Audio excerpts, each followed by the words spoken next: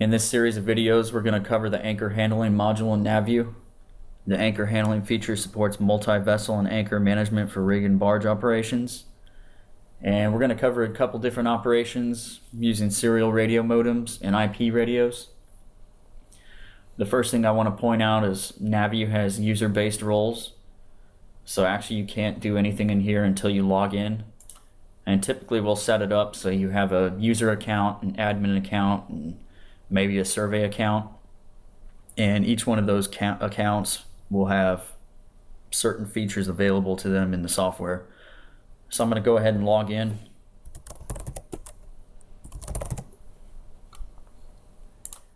And we're going to create a anchor handling project from scratch. So I want to go up to File and click on New. And you get prompted with the New Project window. And it's asking for new project name, and I'm just going to type in anchor test,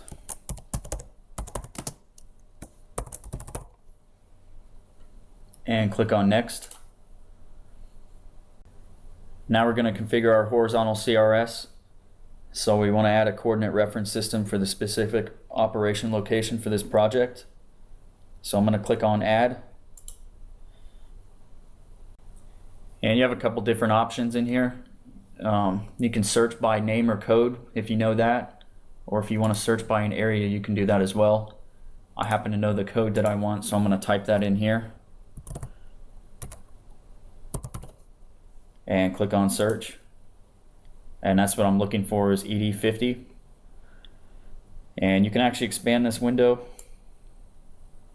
It'll tell you the area here, and if you click on the area, it'll expand out and give you more detailed explanation. Same thing for the coordinate system and the conversion. And I'm going to click next and finish. And it's asking, do you wish to set this coordinate reference system to working? Yeah, we want to set this to working. And do you want to configure datum transformation between ED50 and other datums? Yes, we want to do that as well. And actually, before I set up the transformation, you'll want to go in here and add all the horizontal CRSs that are going to apply for this job. You know, maybe you're starting at one horizontal CRS at the beginning of the job, and you'll have to transfer to a different one in the middle of the job. So you would want to add all those right here, and you would set the horizontal CRS that you're going to be starting in as the working. So I'm going to click back over to transformations. And to add, what we're doing here is we're just adding a transformation from WGS84 to ED50.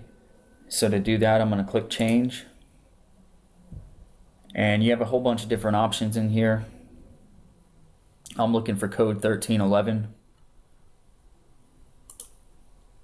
And same thing over here, it's going to give you an explanation as to the details of this transformation. And when you're satisfied, just click on next and finish.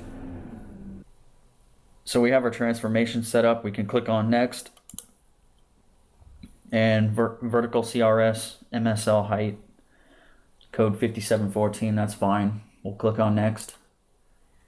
And here you just have the project configuration. You can just enter some basic information, you know, who created the project, the date, the client, document number if you wanted to add all this.